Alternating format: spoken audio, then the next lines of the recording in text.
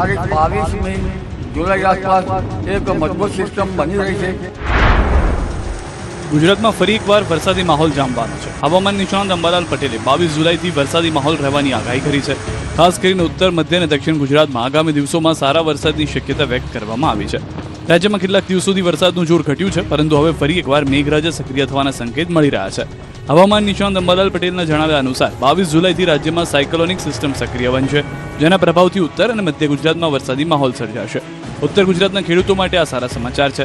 આગામી દિવસોમાં ઉત્તર ગુજરાતના અનેક વિસ્તારોમાં હળવાથી ભારે વરસાદ વરસી શકે છે. કેટલાક વિસ્તારોમાં 3 ઇંચ કે તેથી વધુ વરસાદ નોંધાઈ શકે છે. ઉત્તર ગુજરાતના ભાગોમાં મહત્તમ વરસાદ લગભગ 3 ઇંચ કે તેથી વધુ, કોઈ ભાગમાં 4 ઇંચ જેવો વરસાદ થઈ શકે. માત્ર ઉત્તર ગુજરાત જ નહીં, પરંતુ મધ્ય ગુજરાતમાં પણ સારા વરસાદની આગાહી કરવામાં આવી છે.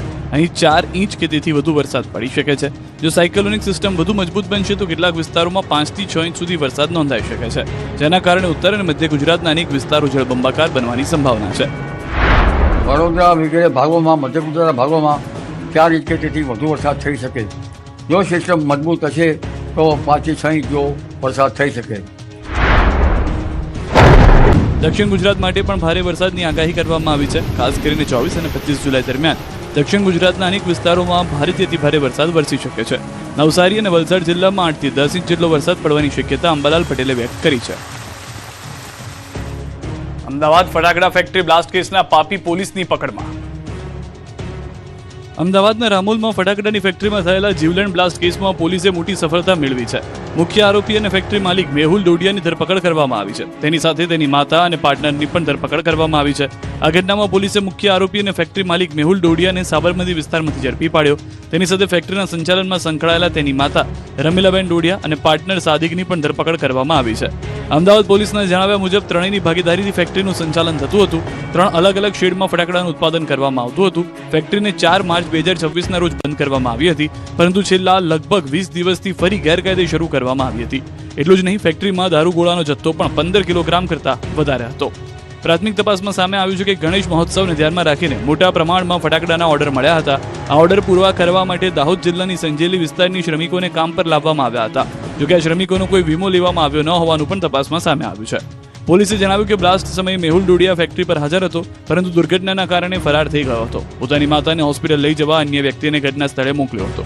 તપાસ દરમિયાન એ પણ સામે આવ્યું છે કે વર્ષ 2014માં પણ આ જ સ્થળે આગની ઘટના બની હતી, જેમાં એક વ્યક્તિનું મોત થયું હતું. આ જગ્યા ઉપર 2014માં जो है આ રમીલાબેન જ્યારે ચલાવતી હતી જો અહીંયા આ જ રીતે દારૂખાના બનાવવાના જો ફેક્ટરી, ત્યારે પણ આગ લાગવાથી એક વ્યક્તિના મૃત્યુ થયેલા હતા.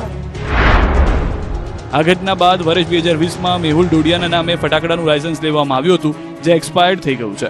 હાલ જમીનના માલિક, ફાઇનાન્સર તેમજ શ્રમિકોને લાવનાર કોન્ટ્રાક્ટરની ભૂમિકાની પણ તપાસ કરવામાં આવી રહી છે. બ્લાસ્ટ દરમિયાનના અલગ અલગ સીસીટીવી ફૂટેજ આવ્યા સામે. ધડાકાથી નજીકની કંપનીના કાચ ફૂટ્યા. અમદાવાદના રામોલમાં ફટાકડા ફેક્ટરીમાં થયેલા ભયાનક બ્લાસ્ટના સીસીટીવી દ્રશ્યો સામે આવ્યા છે. વિસ્ફોટ એટલો જોરદાર હતો કે આસપાસની ફેક્ટરીઓ સુધી તેની અસર પહોંચી હતી અને કેટલીક જગ્યાએ બારીઓના કાચ પણ તૂટી ગયા હતા. બ્લાસ્ટ એટલો ભયંકર હતો કે દૂર સુધી ધડાકાના અવાજ સંભળાયા સાથે જ ફેક્ટરીથી દૂર લગાવેલા સીસીટીવી બંધ થઈ ગયા. નજીકની એક ફેક્ટરીમાં લાગેલા સીસીટીવી કેમેરામાં બ્લાસ્ટની સમગ્ર ઘટના કેદ થઈ છે. સીસીટીવી ફૂટેજમાં જોવા મળી રહ્યું છે કે અચાનક થયેલા ભયાનક વિસ્ફોટ બાદ આસપાસના વિસ્તારમાં ભારે અસર જોવા મળી રહી છે. બ્લાસ્ટની તીવ્રતા એટલી વધારે હતી કે નજીક આવેલી ફેક્ટરીના બારીના કાચ પણ તૂટી ગયા. વિસ્ફોટ બાદ આસપાસની કંપનીઓમાં અફરાતફરીનો માહોલ સર્જાયો હતો. કર્મચારીઓ જીવ બચાવવા માટે બહાર દોડી આવ્યા હતા અને સમગ્ર વિસ્તારમાં નાસભાગ મચી ગઈ હતી. બ્લાસ્ટની અસરનો અંદાજ એ વાત પરથી લગાવી શકાય છે કે એક નજીકની ફેક્ટરીનો સીસીટીવી કેમેરા પણ વિસ્ફોટના આંચકાથી બંધ થઈ ગયો. ઘટનાના દ્રશ્યો સામે આવ્યા બાદ બ્લાસ્ટની ગંભીરતાનો ખ્યાલ આવી રહ્યો છે. હાલ આ મામલે પોલીસ અને સંબંધિત વિભાગ દ્વારા તપાસ કરવામાં આવી રહી છે. અમદાવાદ બ્લાસ્ટની ઘટનાએ દાહોદને હચમચાવ્યું. એક સાથે પરિવારના 5 સભ્યોની અંતિમ યાત્રા.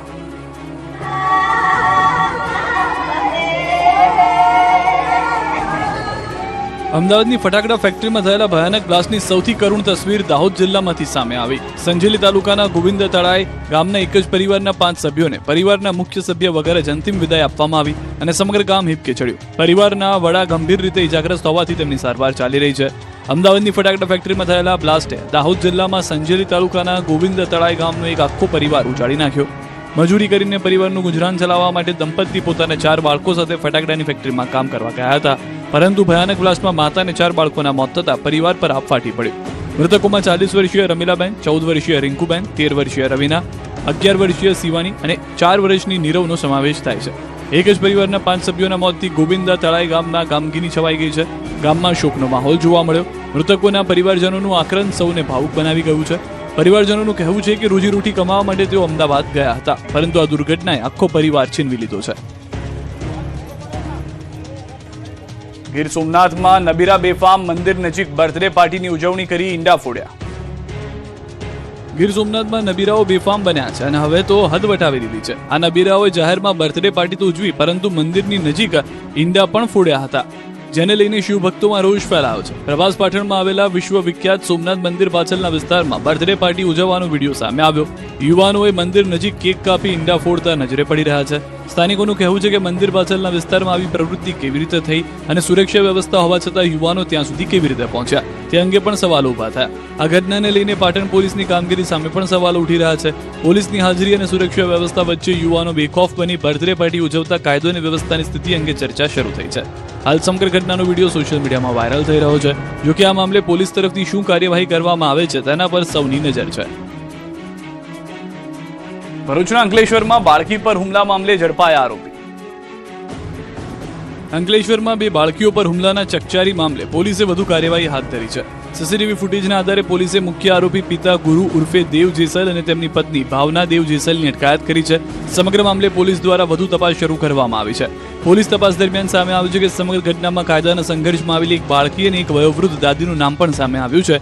જોકે બાળકી કાયદાના સંઘર્ષમાં હોવાથી અને દાદી વૃદ્ધાવસ્થામાં હોવાથી તેમની અટકાયત કરવામાં નથી આવી. સીસીટીવી ફૂટેજ અને અન્ય પુરાવાના આધારે પોલીસે કેસમાં ક્રિમિનલ કલમો પણ ઉમેરવાની કાર્યવાહી હાથ ધરી છે. પોલીસ હવે સમગ્ર ઘટનાની ઊંડાણપૂર્વક તપાસ કરી રહી છે. તપાસમાં એ પણ જાણવાનો પ્રયાસ કરવામાં આવી રહ્યો છે કે બંને બાળકીઓ વચ્ચે ઝઘડો કેવી રીતે શરૂ થયો, શાળામાં અગાઉ કોઈ વિવાદ હતો કે નહીં અને હુમલા પાછળનું ચોક્કસ કારણ શું હતું. અંકલેશ્વર પોલીસનું કહેવું છે કે તપાસ દરમિયાન સામે આવતા પુરાવા અને હકીકતોને આધારે આગળની કાયદેસરની કાર્યવાહી કરવામાં આવશે. સાબરકાંઠાના પ્રાંતિજમાં ફિલ્મી ઢબે 13 લાખની લૂંટ. સાબરકાંઠાના પ્રાંતિજમાં ફિલ્મી ઢબે 13 લાખની લૂંટ કરી આરોપી ફરાર થઈ ગયા. આંગણિયા પેઢીના કર્મચારીઓનો પીછો કરીને લૂંટારુએ કારમાંથી રોકડ ભરેલી બેગ ઝૂંટવી લીધી. એક આંગણિયા પેઢીનો કર્મચારી રોકડ રકમ લઈને કારમાં જઈ રહ્યો હતો. તે દરમિયાન એક બાઇક સવારે હાઈવે પર 3 રસ્તા નજીક આવેલા આંગણિયા પેઢી જ તેનો પીછો શરૂ કર્યો હોવાનો દાવો છે. માર્કેટયાર્ડ નજીક પહોંચતા બાઇક સવારે પોતાની બાઇક કારની આગળ લાવી ઊભી રાખી અને કાર ચાલક સાથે તકરાર શરૂ કરી. આ દરમિયાન તકનો લાભ ઉઠાવી લૂંટારુએ કારમાં રહેલી અંદાજે 13 લાખ રૂપિયાની રોકડ ભરેલી બેગ ઝૂંટવી લીધી અને પળવારમાં ફરાર થઈ ગયા. લૂંટની જાણ થતાં જ પ્રાંતિજ પોલીસ સહિતનો કાફલો ઘટના સ્થળે તેમજ આંગણિયા પેઢી પર પહોંચ્યો. પોલીસે ઘટના સ્થળનું નિરીક્ષણ કરી તપાસનો ધમધમાટ શરૂ કર્યો. બીજી તરફ સીસીટીવી કેમેરાના ફૂટેજમાં એક આરોપી જોવા મળ્યો. ફૂટેજમાં લૂંટારૂ રોકડા ભરેલી બેગ સાથે હોવાનો દાવો છે. પોલીસ હાલ સીસીટીવી ફૂટેજ અને અન્ય ટેકનિકલ પુરાવાના આધારે આરોપીની ઓળખ મેળવી તેની શોધખોળમાં લાગી છે. રાજ્યમાં 4 પગનો આતંક. ભરૂચમાં દીપડાએ ડરાવ્યા. ભરૂચમાં 7 દિવસે પકડાયો મગર. ગુજરાતમાં 4 પગના આતંકની અલગ અલગ તસવીરો સામે આવી છે. ક્યાંક રહેણાંક વિસ્તારમાં સિંહની એન્ટ્રી થઈ છે તો ક્યાંક દીપડો દેખાતા ગ્રામજનોમાં ભય ફેલાયો છે. બીજી તરફ મગરના રેસ્ક્યુ બાદ ગામ લોકોએ રાહતનો શ્વાસ લીધો છે. જૂનાગઢના ભવનાથ વિસ્તારમાં વરસાદી માહોલ વચ્ચે મોડી રાત્રે સિંહની એન્ટ્રી જોવા મળી હતી. 5 નાકા પુલ નજીક સિંહ રસ્તા પર આવી જતા વાહન ચાલકોએ પોતાના વાહનો થંભાવી દીધા. સિંહને જોઈ લોકોમાં ઉત્સુકતા અને ભયનો માહોલ જોવા મળ્યો હતો. સમગ્ર ઘટનાનો વિડીયો સોશિયલ મીડિયામાં વાયરલ થયો છે. તો બીજી તરફ ભરૂચના નવા શુક્લતીર્થ ગામમાં દીપડો દેખાતા ગ્રામજનોમાં ભય ફેલાયો છે. ગામના સ્કૂલ ફળિયામાં આવેલા એક ઘરના વાડામાં દીપડો દેખાયો હોવાનું સામે આવ્યું. દીપડો નજરે પડતા પરિવારજનો અને આસપાસના લોકોમાં દોડધામ મચી ગઈ. ઘટનાની જાણ થતાં વન વિભાગની ટીમ સ્થળ પર પહોંચી અને દીપડાની હિલચાલ અંગે તપાસ શરૂ કરી. વન વિભાગે ગ્રામજનોને સતર્ક રહેવા અને એકલા બહાર ન નીકળવા સૂચના આપી. અંકલેશ્વર તાલુકાના ભાદી ગામમાં મગરના રેસ્ક્યુ બાદ ગ્રામજનોએ રાહતનો શ્વાસ લીધો. ગામના તળાવમાંથી અંદાજે 5 ફૂટ લાંબા મગરને વન વિભાગે પાંજરે પૂર્યો. છેલ્લા 7 દિવસથી વન વિભાગની ટીમ તળાવ પાસે પાંજરું ગોઠવી મગરને પકડવા માટે સતત નજર રાખી રહી છે. અંતે સફળતા મળતા મગરનો કબજો લઈને તેને સુરક્ષિત કુદરતી નિવાસસ્થાને છોડવાની કાર્યવાહી હાથ ધરવામાં આવી છે. ગીર સોમનાથમાં દીપડાના ખેત મજૂર પર હુમલા. ગીર સોમનાથ અને અમરેલીમાંથી વન્યજીવોને લગતી 2 ચિંતાજનક ઘટનાઓ સામે આવી છે. ગીર સોમનાથમાં દીપડાના હુમલામાં એક ખેત મજૂર ગંભીર રીતે ઇજાગ્રસ્ત થયો છે, જ્યારે અમરેલીના ગીર પૂર્વ વિસ્તારમાં એક સિંહનો કોવાયેલી હાલતમાં મૃતદેહ મળી આવતા વન વિભાગ દોડતું થયું. પહેલી વાત દીપડાના હુમલાની કરીએ. ગીર સોમનાથ જિલ્લાના ઈશ્વરિયા ગામે દીપડાના હુમલાથી વિસ્તારમાં ભયનો માહોલ સર્જાયો. ખેતરમાં પાણી વાળવાનું કામ કરી રહેલા ખેતમજૂર પર જાડીમાં છુપાયેલા દીપડાએ અચાનક હુમલો કર્યો. અચાનક થયેલા હુમલામાં ખેતમજૂરના શરીરના વિવિધ ભાગોમાં ગંભીર ઈજાઓ પહોંચી. તેમની બૂમો સાંભળીને અન્ય ખેતમજૂરો અને ગ્રામજનો તાત્કાલિક દોડી આવ્યા. લોકો આવી પહોંચતા દીપડો જંગલ તરફ ભાગી ગયો. ઇજાગ્રસ્ત હરિભાઈને 108 એમ્બ્યુલન્સ મારફતે વેરાવળ સિવિલ હોસ્પિટલમાં સારવાર માટે ખસેડવામાં આવ્યા છે. ઘટનાને પગલે સમગ્ર વિસ્તારમાં લોકોમાં ભયનો માહોલ જોવા મળી રહ્યો છે. તો બીજી તરફ ઘટના અમરેલી જિલ્લાના ધારી ગીર પૂર્વના ખાંભા તુલસીશ્યામ રેન્જ વિસ્તારમાં સામે આવી છે. અહીં રબારિકા રાઉન્ડ હેઠળ આવેલા પથ્થરમાળા રેવન્યુ વિસ્તારમાં જાડીમાંથી એક સિંહનો ખોવાયેલી હાલતમાં મૃતદેહ મળી આવ્યો. સિંહના મૃતદેહને પોસ્ટમોર્ટમ માટે ખસેડવામાં આવ્યો અને તેના મોતનું ચોક્કસ કારણ જાણવા આગળની કાર્યવાહી શરૂ કરવામાં આવી છે. વડોદરામાં ભર બજારે આંખલા યુદ્ધ, વાહન ચાલકોમાં ફફડાટ. વડોદરા જિલ્લાના સાવલી તાલુકામાં રખડતા ઢોરનો આતંક ફરી એકવાર સામે આવ્યો છે. સાવલી વડોદરા મુખ્ય માર્ગ પર બે આંખલા યુદ્ધના કારણે વાહન ચાલકો અને રાહદારીઓના જીવ જોખમમાં મુકાયા. સાવલી વડોદરા મુખ્ય માર્ગ પર બે આંખલાઓનો અચાનક સામસામે આવી ગયા. વ્યસ્ત માર્ગ પર આંખલાઓ બાખડતા વાહન ચાલકો અને રાહદારીઓમાં અફરાતફરીનો માહોલ સર્જાયો. અચાનક સર્જાયેલી આ સ્થિતિને કારણે અનેક વાહન ચાલકોએ અકસ્માત ટાળવા પોતાના વાહનો રસ્તા પર જ રોકી દીધા. થોડા સમય માટે મુખ્ય માર્ગ પર ટ્રાફિકની સ્થિતિ પણ સર્જાઈ. સદનસીબે આ ઘટનામાં કોઈ જાનહાની કે ગંભીર અકસ્માત નોંધાયો નથી, પરંતુ માર્ગ પરથી પસાર થતા લોકોના જીવ ચોક્કસપણે જોખમમાં મુકાયા હતા. સ્થાનિક લોકોનું કહેવું છે કે સાવલી સહિત આસપાસના વિસ્તારોમાં રખડતા ઢોરની સમસ્યા લાંબા સમયથી યથાવત છે. અનેક રજૂઆત છતાં સમસ્યાનું કાયમી નિરાકરણ આવ્યું નથી. લોકોએ તંત્રને રખડતા ઢોર સામે તાત્કાલિક અને અસરકારક કાર્યવાહી કરવાની માંગ કરી છે, જેથી આવી ઘટનાનું પુનરાવર્તન અટકે અને માર્ગ પરથી પસાર થતા લોકોની સુરક્ષા સુનિશ્ચિત થઈ શકે. અરવલ્લીના મેઘરજમાં જંગલી પશુનો ત્રાસ, નીલગાય અને ભૂંડે ડાંગરનો સોથ વાળ્યો. અરવલ્લીના મેઘરજ પંથકમાં વન્ય પશુઓનો આતંક યથાવત છે. ભૂંડ અને નીલગાયના ટોળાએ ખેતરોમાં ઘૂસી મકાઈના પાકને નુકસાન પહોંચાડ્યું હતું. ખેડૂતોમાં ચિંતા અને રોષનો માહોલ જોવા મળી રહ્યો છે. ખેડૂતોના જણાવ્યા મુજબ વન્ય પશુઓ એક નહીં પરંતુ બે વખત વાવેલું બિયારણ પણ ખાઈ ગયું છે, જેના કારણે ખેડૂતોને હજારો રૂપિયાનું આર્થિક નુકસાન સહન કરવાનો વારો આવ્યો છે. રામગઢી પંથકના ખેડૂતનું કહેવું છે કે રાત્રિના સમયે વન્ય પશુઓના ટોળા ખેતરોમાં આવી પાકને નુકસાન પહોંચાડે છે. મહેનતથી ઉગાડેલો પાક બરબાદ થતા ખેડૂતોમાં ભારે ચિંતા જોવા મળી રહી છે. ખેડૂતોએ સરકાર અને વન વિભાગ સમક્ષ નુકસાનનું યોગ્ય વળતર આપવા તેમજ વન્ય પશુઓના ત્રાસથી કાયમી ઉકેલ લાવવા માંગ કરી છે. ખેડૂતોનો આક્ષેપ છે કે વારંવાર રજૂઆત છતાં સમસ્યાનું યોગ્ય નિરાકરણ આવ્યું નથી. હવે વન્ય પશુઓના ત્રાસથી બચવા માટે તંત્ર તાત્કાલિક પગલાં ભરે તેવી ખેડૂતોની માંગ છે. અમદાવાદના જમાલપુર રિવરફ્રન્ટ પાર્કિંગમાં ભડકે બળી કાર.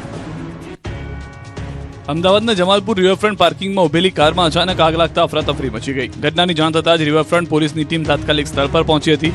પોલીસે શરૂઆતમાં પાર્કિંગમાં ઉપલબ્ધ ફાયર એક્સટિંગ્વિશરની મદદથી આગ પર કાબુ મેળવવાનો પ્રયાસ કર્યો, પરંતુ આગ વધુ વિકરાળ બનતા ફાયર બ્રિગેડને જાણ કરવામાં આવી હતી.